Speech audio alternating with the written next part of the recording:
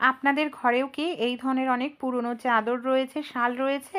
হালকা শীতে দেখা যায় আমরা এইভাবে জড়ালে অতিরিক্ত গরম লাগে বা চাদর হালকা শীতে গায়ে দিতেও ইচ্ছে করে না।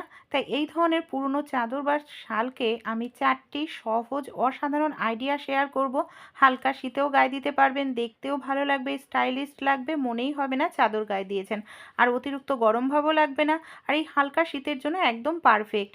এখানে দেখুন প্রথম যে আইডিয়াটি আমি 4টে টোটাল আইডিয়া শেয়ার করব, আশা করছি কোনো না কোনো আইডিয়া আপনাদের পছন্দ হবে। প্রথমে এখানে আমি যে চাদরটা নিয়েছি, চাদরটাকে এইভাবে আমাদের মাপ করে নিতে হবে সমান করে। পেছন দিক থেকে দেখুন এইভাবে নিয়ে নিলাম। এবার নিচের দিকে চাদরের যে অংশটা রয়েছে, এই দেখুন নিচের দিকের অংশটাকে আমি এইভাবে ধরে নিয়েছি।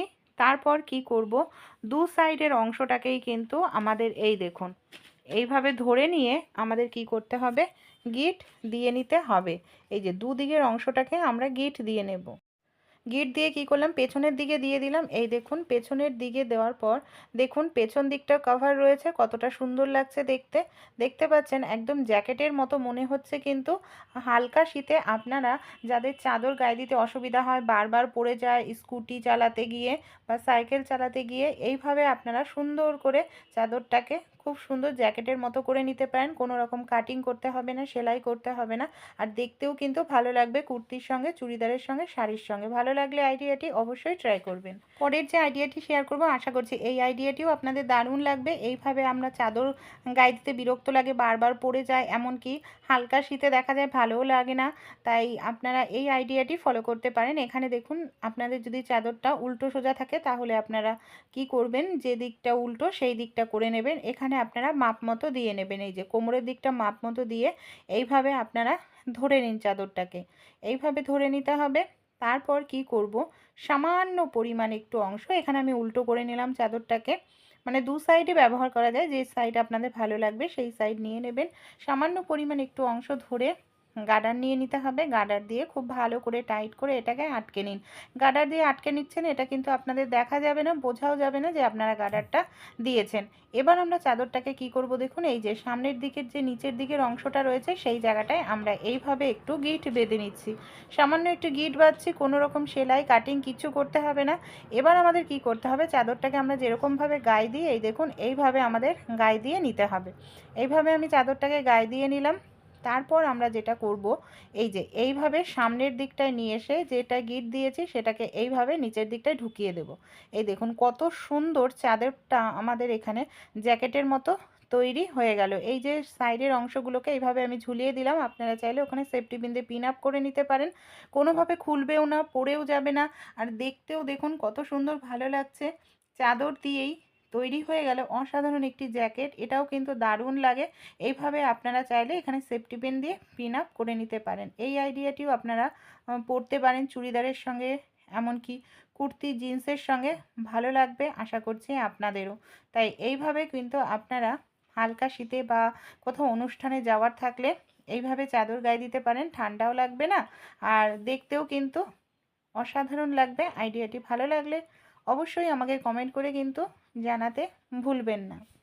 পরের যে আইডিয়াটি শেয়ার করব এটাও কিন্তু খুবই অসাধারণ লাগে, ইউনিক লাগে। এইভাবে গায়ে না দিয়ে কি করতে হবে, দেখুন সবার প্রথমে আমরা যেরকমভাবে চাদরটাকে ভাঁজ করি সেরকমভাবে আমাদের সমান করে ভাঁজ করে নিতে হবে। তারপর এইভাবে আপনারা মাপ দিয়ে নিন যে সামনের দিকটা কতটা আপনাদের লাগবে। এইভাবে আমি দুটো অংশ দুপাশে নিয়ে নিচ্ছি দেখুন। তারপর কি করব, সেফটি পিনের মধ্যে আমি এখানে নিয়ে নিচ্ছি এই ধরনের পুঁতি।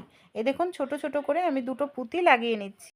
এখানে আমি দুটো করে সেফটি পিনের মধ্যে দেখুন এই যে পুঁতিগুলো হয় পুঁতি লাগিয়ে নিয়েছি। আর কি করব, সেফটি পিনটাকে এইভাবে আমি ভেতরের দিক দিয়ে লাগিয়ে নিচ্ছি। এই দেখুন ঠিক ভেতরের দিক দিয়ে আমাদের এইভাবে লাগাতে হবে সেফটি পিনটাকে।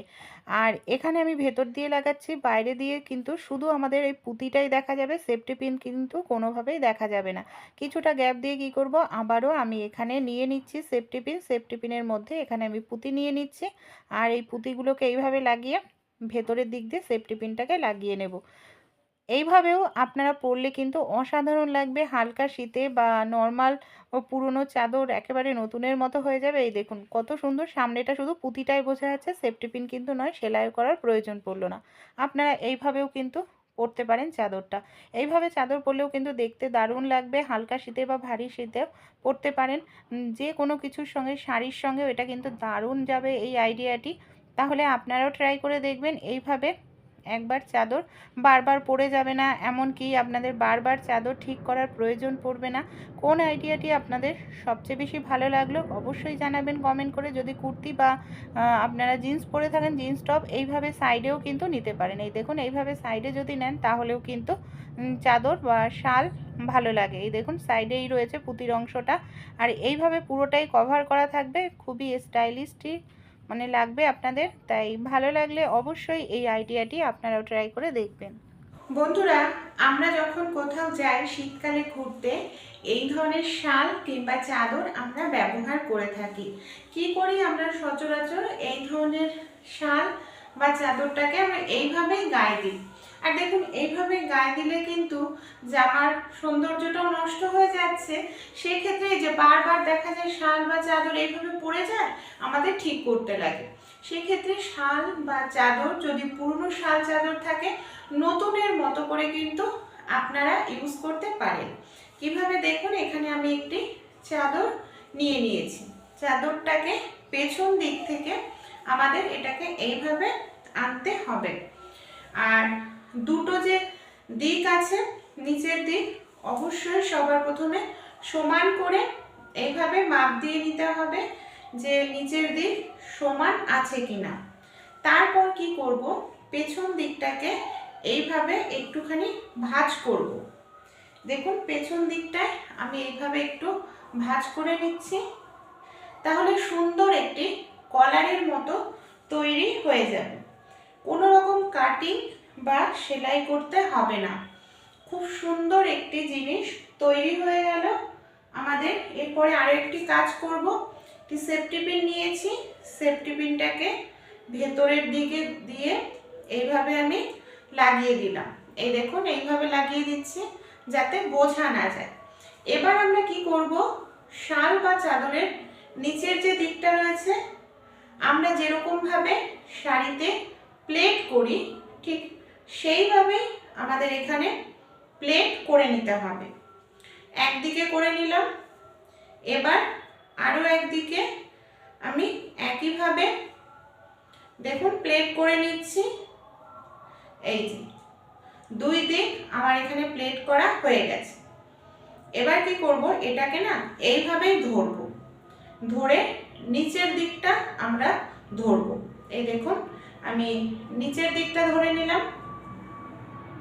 আমাদের বাড়িতে যে এই ধরনের গার্ডার থাকে নর্মাল, এই দেখুন নর্মাল যে গার্ডার থাকে, চুলের গার্ডার দিতে পারেন। এবার এটাকে আমরা এইভাবে দেখুন আটকে নিচ্ছি। এই গার্ডারটা কিন্তু কোনোভাবে বোঝাও যাবে না, গার্ডার আর সেফটি পিন।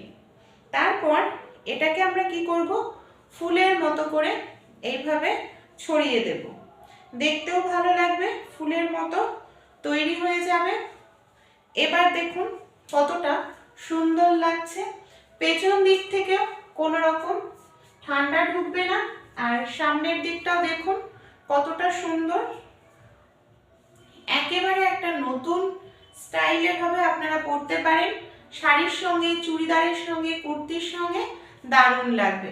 একেবারে সামনের এই জায়গাটা ফুলের মতো রয়েছে, শাল বা চাদরের পেছন দিকটা দেখুন কলারের মতো হয়ে গেছে।